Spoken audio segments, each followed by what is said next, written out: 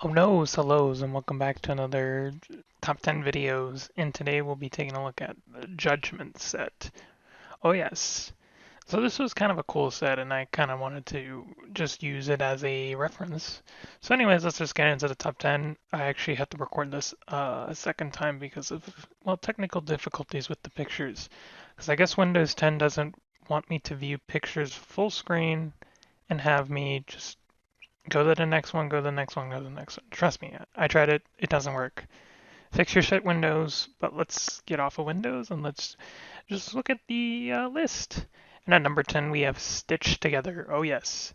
So it's a black return target creature card from your graveyard to your hand. So pretty generic, uh, just return to your hand creature card.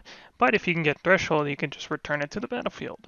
So this is actually good in many ways. This could see play in Reanimator decks in Standard, the old Standard. And Legacy doesn't like to use this because it's not really a good card for Reanimator because you don't necessarily get the creature card out of your graveyard. You have to meet the threshold, which can be kind of hard. So yeah, Reanimator, if they could play this, they would, but they just can't. So yeah, and they could try. I mean, but they're never gonna reach that. It'd be way too hard. So anyways, let's move on to number 9, which is going to be kind of a surprising card for some of you who haven't played the game in a while. Well, I mean, it's just like, who would see this card? No one. No one. But I have number 9, Seed Time. Oh yes. So it's 1 green instant for play Seed Time only during your turn, which is kind of counterintuitive to what it says on the card, but here's why.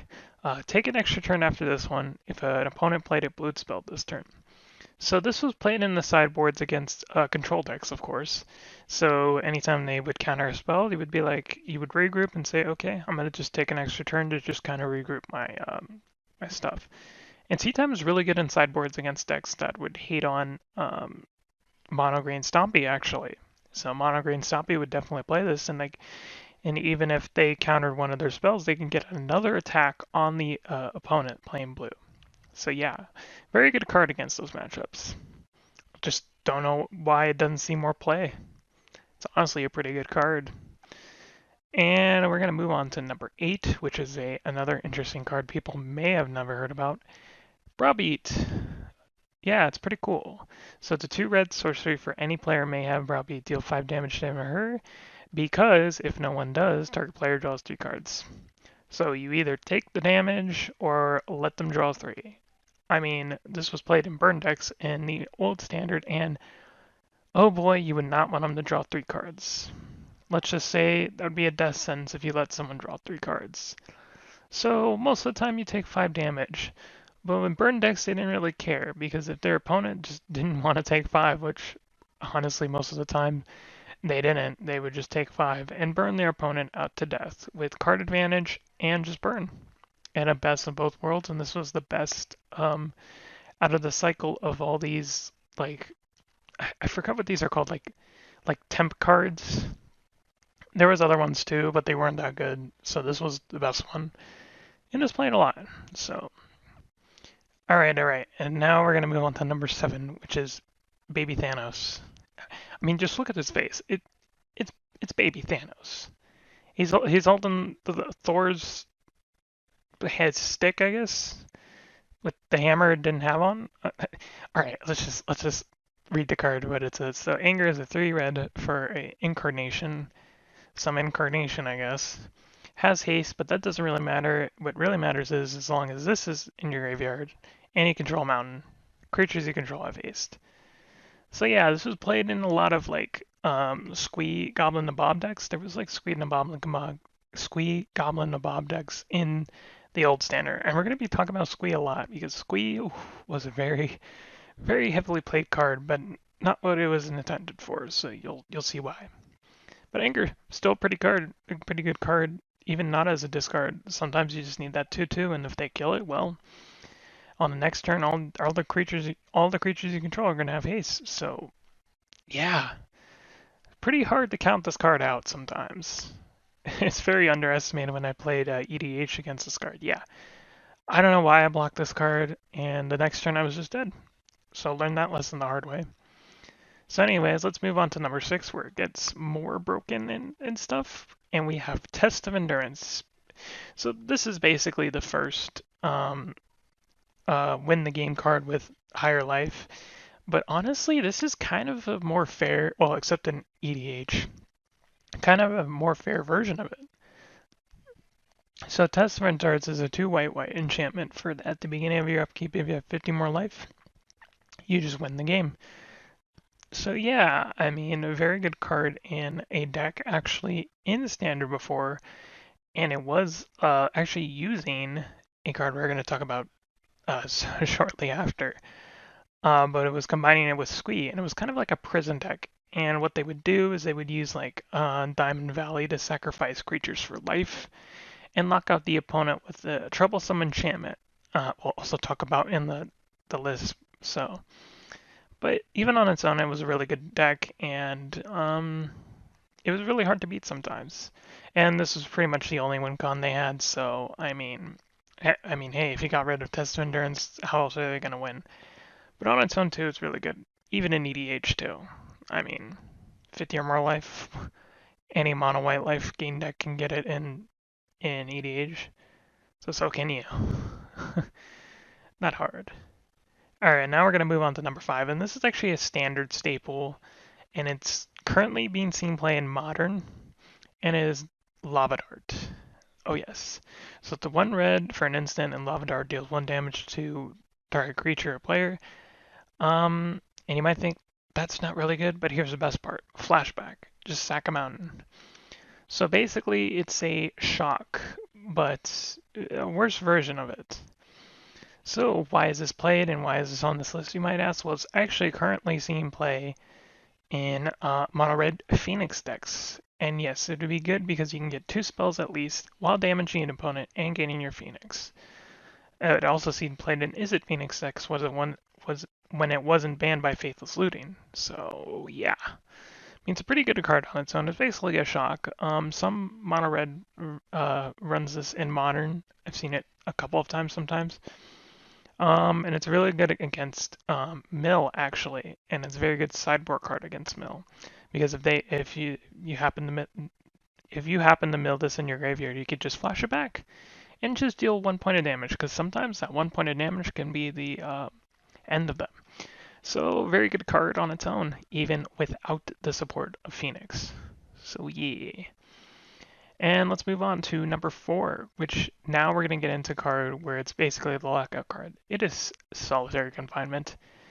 Oh yes, this is a troublesome enchantment. So it's a 2 white enchantment for at the beginning of every keep, sacrifice this, or you may discard a card from your hand.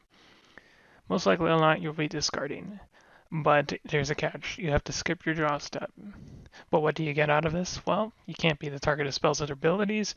So basically, lane line of sanctity and prevent all damage that would be dealt to you. So nothing can hit you, nothing can touch you, but someone can still destroy this. So yeah. So, but it's a very good card, and it was actually in an old standard where they would use Solitary Confinement. And here's where I'm going to talk about the combo and Test of Endurance. But how you would discard your cards was actually through Squee, Goblin, Nabob, and you would basically have an infinite Solitary Confinement lock. Where the opponent, if they didn't have anything to do with Solitary Confinement, just couldn't do anything. And you actually had a couple of cards you can draw in your deck. Or sometimes you had a hand where it was set up where you already had Test of Endurance, and you can just play Solitary Confinement and just wait before you cast your Test of Endurance, while using some creatures you might have had in your hand and sacrifice it with Diamond Mine. There's also some really complicated combos where you can gain infinite life with this deck, but I'm not really going to go into that. So yeah, very degenerate deck, and it won with this card. It's pretty good even on its own, so yeah. Alright, and then we're going to move on to number 3, which this is where we get into Legacyville and all the other formatsville, basically. So, number 3, World Quarter Dragon. Very, very underrated card. Some people might not know this. So, World Quarter Dragon is a very interesting card. It's a 3 triple red, flying and trample. It's 7/7. It's a pretty big boy, but here's the downside. When World Quarter Dragon enters the battlefield, exile all other permanents you control. Ouch. but when it leaves, you get to return them. So how could you break this? Well, if you used a card called Animate Dead. Now this was played in Legacy World Gorger Dragon combo decks, where you would get the World Gorger Dragon into your graveyard, either by Entomb or other ways of putting it into your graveyard. You can search your library for it basically. And you would play Animate Dead on the World Gorger Dragon. Now, what this meant is when you reanimated World Gorger Dragon, it would exile all the permanents, including Animate Dead.